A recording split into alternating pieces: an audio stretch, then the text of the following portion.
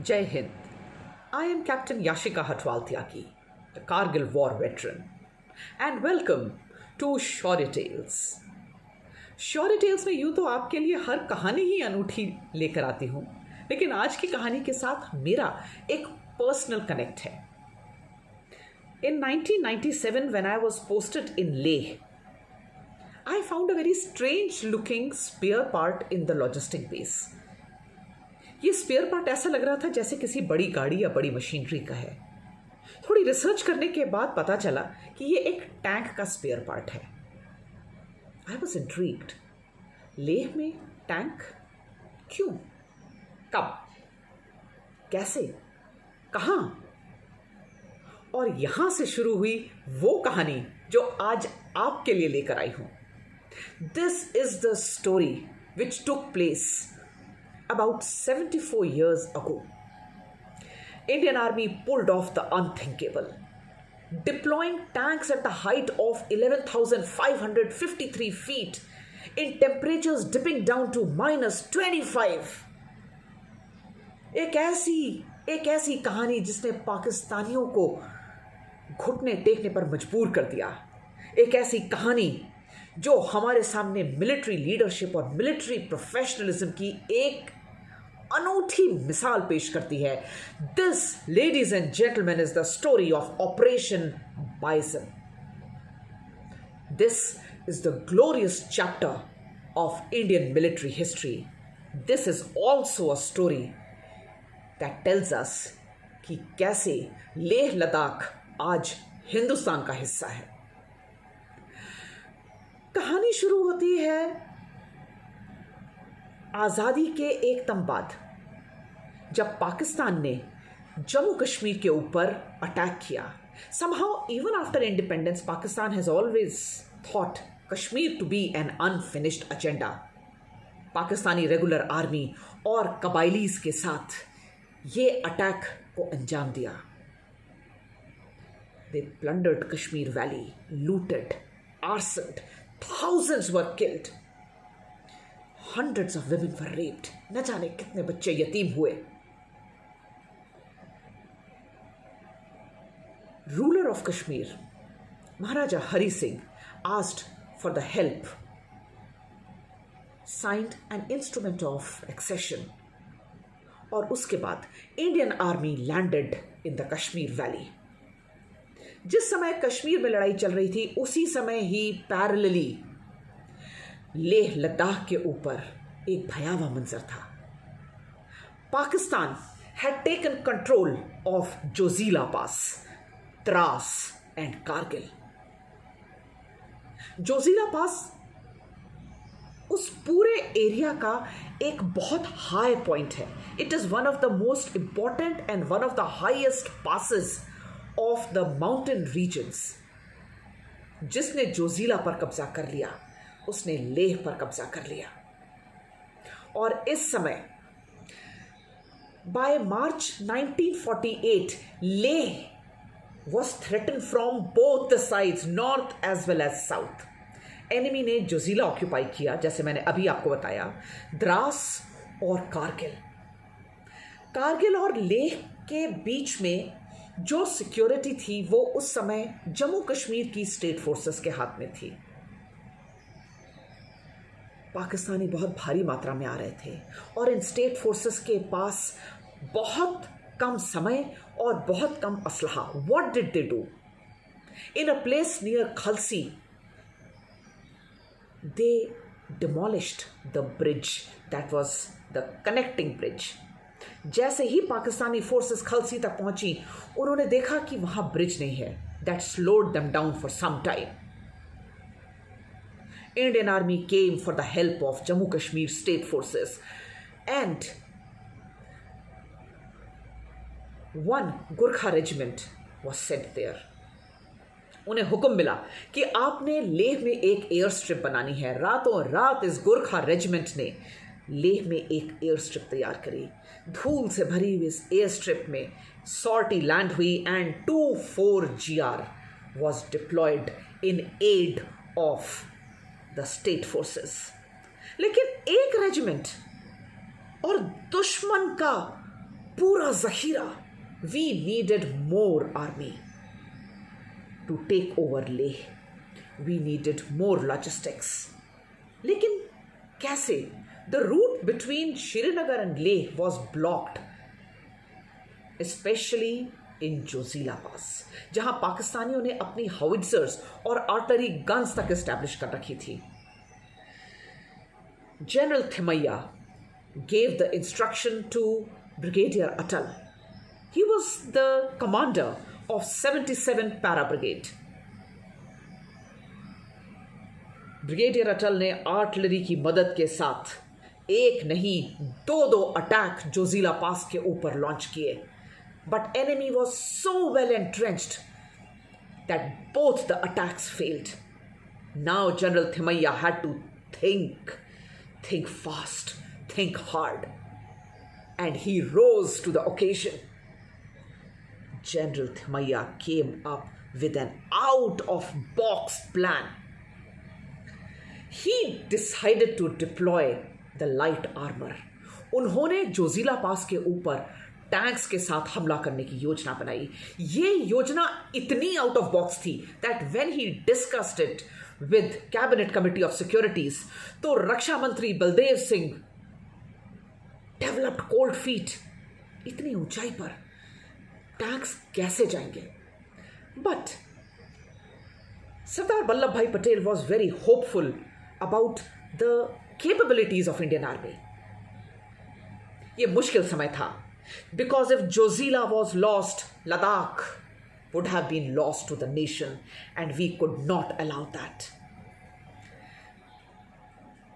मुश्किलें बहुत थी, लेकिन इरादे मजबूत थे. जोजीला पास को कहा जाता है pass of ब्लिजर्ड्स.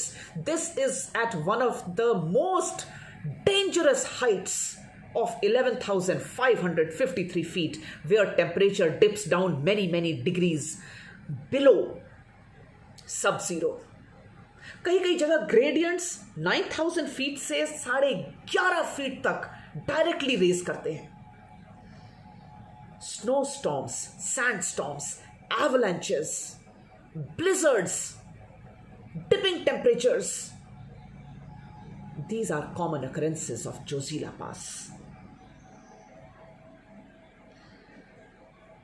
This was the time to rise up to occasion. General Thimayya selected 7 cavalry regiment for this task. 7 cavalry regiment के पास थे Mark 5 Stuart tanks, which were light armors. Commanding officer Colonel Rajinder Singh को जब ये task मिला, General Thimayya asked him, Rajinder, will you be able to do it? Colonel Rajinder said, Sir, we will do it to the best of the ability. And with this, the planning began. कुछ challenges हमारे सामने बहुत बड़े थे. Speed, surprise, secrecy, accuracy. समय हमारे पास बिल्कुल नहीं था, क्योंकि बर्फ पड़ने का समय शुरू होने ही वाला था. जोजीला पास और उस पूरे एरिया में जब बर्फ गिरती है तो 6 महीने तक पूरी सड़कें बंद हो जाती हैं. And in winters it is absolutely impossible to cross that area. और इतना समय हमारे पास नहीं था. We had to speed up. Surprise was a very big factor, क्योंकि पाकिस्तानियों को हम कानो कान खबर नहीं होने देना चाहते थे. नाउ वो जो पूरा रास्ता था, Stuart tanks were deployed in Akhnoor. From Akhnoor to Zojila, ये कई 100 किलोमीटर का एरिया सीक्रेसी मेंटेन रखते हुए आगे बढ़ना था. कैसे सीक्रेसी रखें? तो इसके लिए 2 तरीके अपनाए गए. And absolutely out of box idea. आप देख रहे हैं, ये पूरी कहानी ही आउट ऑफ बॉक्स थिंकिंग की है. Colonel Rajendra Singh gave the instructions to remove the turrets from the top of the tanks. जो टैंक के अंदर के ऊपर का जो हिस्सा होता है, उसे टैंक से अलग किया गया. They were put in a military vehicle, जिन्हें हम 3 tons कहते हैं, और उन्हें इंडिपेंडेंटली आगे की तरफ भेज दिया गया, एक एरिया जिसका नाम है बाल्टाल, बिल्कुल दुश्मन की नाक के नीचे। टैंक्स बिना अपनी टरेट्स के कैमोफ्लेज किए गए और अखनूर से आगे बढ़े। इनका मूवमेंट सिर्फ रात के समय होता था, जिससे दुश्मन को किसी भी खुफिया तरीके से भी यह जानकारी न मिले कि हम क्या तरकीब को अंजाम देने वाले हैं। यह तो थी सीक्रेसी। लेकिन एक चैलेंज बहुत बड़ा था कि ये 1948 की बात है। Jammu Kashmir highway was not a very good road at that time. टूटी फूटी सड़क, संकरी सड़क, और साथ ही साथ जो सबसे बड़ा चैलेंज था कि ये रास्ता कई सारे नाले और नदियों के ऊपर से गुजरता था जहां लकड़ी के ब्रिजेस थे, और लकड़ी के ब्रिजेस के ऊपर से टैंक्स को लेके जाना बहुत मुश्किल बात होने वाली थी। तो इसके लिए यह तरीका अपनाया गया that the engineers were deployed at every bridge, और वो टैंक्स को विंचेस की सहायता से खींचकर रोड के एक तरफ से दूसरी तरफ रख रहे थे। एक एक टैंक को इस तरीके से ब्रिजेस के थ्रू क्रॉस किया गया। धीरे धीरे करते हुए टूटी फूटी सड़कों से ये टैंक्स आगे निकले। हमने पहली मंजिल पार कर ली। जैसे ही ये टैंक्स बालटाल पहुंचे, इनके ऊपर टरेट्स फिक्स की गई। बालटाल पहुंचे तो एक चैलेंज और, क्योंकि यहां से जोजिला का रास्ता एक म्यूल ट्रैक था, खच्चरों के पास होने वाला रास्ता, इतना संकरा। लेकिन यहां इंजीनियर्स की टास्क फोर्स, जिसे कमांड कर रहे थे मेजर थंगाराजू, उन्होंने इस चैलेंज को लिया और बहुत कम समय में मैनुअल लेबर के साथ इस पूरे रास्ते को चौड़ा कर टैंक के निकलने लायक बनाया। क्या लोग रहे होंगे वो, क्या उनकी हिम्मत रही होगी। I feel so proud whenever I tell such stories. तो अब स्टुअर्ट टैंक्स के ऊपर टरेट्स फिक्स हो चुके और वो उन सड़कों के ऊपर से निकल रहे। लेकिन ये सड़क अब भी संकरी थी। कई जगह टैंक्स का ट्रैक बिल्कुल खड्ड के पास जा रहे हैं। इस रास्ते में एक तरफ ऊंची चट्टान और एक तरफ खड्ड। टैंक नीचे ना गिरे, इसके लिए इन्हें ऐसी जगह से दोबारा विंचेस और क्रेन्स की मदद से बाहर निकाला जा रहा है। पीछे से जवान सिपाही इन्हें धक्का देकर ऊपर कर रहे हैं। हिम्मत किसी ने नहीं हारी और हम जोजिला की ओर आगे बढ़ने लगे। जोजिला के पास पहुंचे। दिन था अक्टूबर 29, 1948 और हमले का दिन डिसाइडेड था नवंबर 1। एक बार पहले ही हम इस अटैक के दिन को पोस्टपोन कर चुके थे। अब और नहीं। General Thimayya said 1 November it is. The Operation Bison will be launched. Colonel Rajendra Singh was ready. He selected his bold squadron commander, Captain SDS Jamwal, and gave him the responsibility. Captain Jamwal was so ready. आर या पार की लड़ाई। 1 नवंबर का दिन आया। सुबह से ही बर्फ पड़ रही थी, हर ओर अंधेरा। Visibility was so low, it was absolutely near zero. Air force हमारी मदद को नहीं आ पा रही थी क्योंकि मौसम बहुत खराब था। लेकिन जनरल थिमैया ने कहा था 1 November if the attack is to be launched, there will be no delay. And Indian Army was ready to give it their best. 10:15 बजे 7th Cavalry Regiment, the mighty Cavalryans, launched the armored offensive. गड़गड़ाते हुए ये tank आगे बढ़ने लगे। Armored guns were booming. Her ore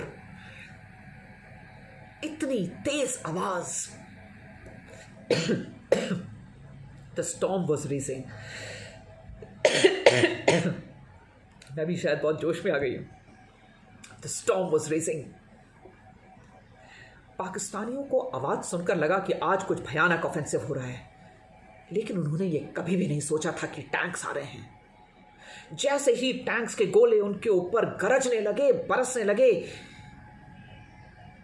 one by one the casualties started to mount.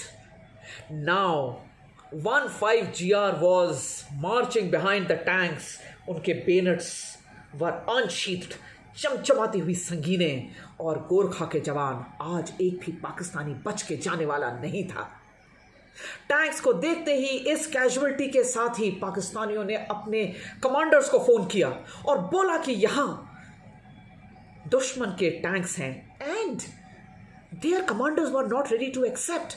They said do not joke. Tanks तो कभी आ ही नहीं सकते, ना हिंदुस्तानियों की सड़कें इस काबिल हैं और ना उनके ब्रिजेस इस लायक हैं कि वो जोजिला तक टैंक ला सके. But this attack in the Gumri basin of Zojila was to witness something historic there. 3 बजे तक आते आते दुश्मन का सफाया हो चुका. The proud squadron commander Captain SDS Jamal picked up the radio set and messaged the regimental headquarters and said, "Hello, Victor 15, Gumri captured. Enemy on the run over." ये थी हमारी जीत. हमारे 7th कैवलरी के जवानों ने वो कर दिखाया. ब्रेव लीडरशिप ने वो कर दिखाया जिसकी ना किसी ने सपने में इमेजिनेशन करी थी और ना ये करना ह्यूमनली पॉसिबल लग रहा था. पहली जीत के बाद 1 Patiala regiment moved on ahead. They reached a place called Manchoi. उसी रात मांचोई पर हमारा कब्जा हुआ. आगे बढ़े, आर्मी पुश्ड फॉरवर्ड. अब बारी थी 4 राजपूत रेजिमेंट की जो मतियान पहुंची. That is 18 kilometres ahead of Zoji La. 4 नवंबर का दिन, मतियान पर कब्जा. जैसे जैसे एडवांस आगे बढ़ा, अब पाकिस्तानी समझ गए थे कि हिंदुस्तानियों के टैंक आ रहे हैं. Now they were all ready, but we were more than ready. जीत का स्वाद हम चख चुके थे. टैंक गड़गड़ाते हुए और आगे बढ़े. Now we were there to dislodge the enemy even further. 15-16 November, Dras, the second highest coldest inhabited area in the world, was freed of Pakistanis. और आगे बढ़ी हिंदुस्तानी सेना. ये रात थी 22-23 नवंबर की. कारगिल के साथ हमारा दोबारा से मिलाप हुआ और दुश्मन का आखिरी सिपाही मारा गया. ये जीत थी इंडियन आर्मी के ब्रेव सोल्जर्स की. तिरंगा फहराया. अब जोजिला से लेकर कारगिल तक ये पूरा एरिया इंडियन आर्मी के कब्जे में था. Operation bison was a resounding success. General Thimayya का ये out of box plan successful रहा. It is historic in the world history. सिर्फ हिंदुस्तान ही नहीं, दुनिया के इतिहास में ऐसा पहली बार हुआ जहां हाई एल्टीट्यूड में हमने एनिमी की पोजीशंस को टैंक्स के साथ असॉल्ट किया. -20 डिग्री के टेम्परेचर में हमारे जवान सिर्फ एक जर्सी पहनकर और कपड़े के बने हुए जंगल बूट्स पहनकर आगे बढ़ रहे थे, बिना किसी स्नो क्लोथिंग, बिना किसी एडवांस इक्विपमेंट्स के. It had never happened anywhere, any time in the world. The credit, of course, goes to the sung and unsung heroes. EME warriors, जिन्होंने टैंक्स के उन टर्रेट्स को रिकॉर्ड टाइम में बालटाल के ऊपर लगाया, जिन्होंने उस पूरे रास्ते हाई एल्टीट्यूड में टैंक्स को एक भी समय रुकने नहीं दिया. उनके हर सर्विसिंग को इतनी मजबूती से किया कि हमारे टैंक्स के पहिए कभी नहीं रुके. द अनडॉन्टेड इंजीनियर्स, जिन्होंने हर ब्रिज पर अपनी विंचेस लगाकर टैंक्स को आगे निकाला, जिन्होंने टैंक्स को खाई में नीचे नहीं गिरने दिया, जिन्होंने उन रोड्स को जो पतली संकरी थी टैंक्स के निकलने लायक बनाया और इस पूरी कवायद को अंजाम दिया. The brave infantry soldiers of 15 Gorkha regiment, 1 Patiala and 4 Rajput artillery gunners जिनकी गन्स ने दुश्मन के रोंगटे खड़े करके रखे। 25 pounders and 3.7 inch guns created havoc in the enemy's minds. The logistics and the medicos were absolutely superior in their work. But the day belonged to the 7th Cavalry Regiment. The victory belonged to the brave cavalrymen, their brave squadron commander, Captain SDS Jawal, and their commanding officer, Colonel Rajendra Singh. The winner was Indian Army. General Thimayya made us all proud of belonging to this organization. Ladies and gentlemen, this is the finest example of professionalism of Indian Army. साथ ही साथ ये हमें ये बताता है कि यदि हम सब अपने अपने स्ट्रेंथ पॉइंट्स को पूल करें तो दुश्मन कितना भी मजबूत क्यों ना हो, हमारी जीत होकर रहेगी। ब्रावो ज़ुलू इंडियन आर्मी, शोर टेल्स सल्यूट्स यू। जय हिंद।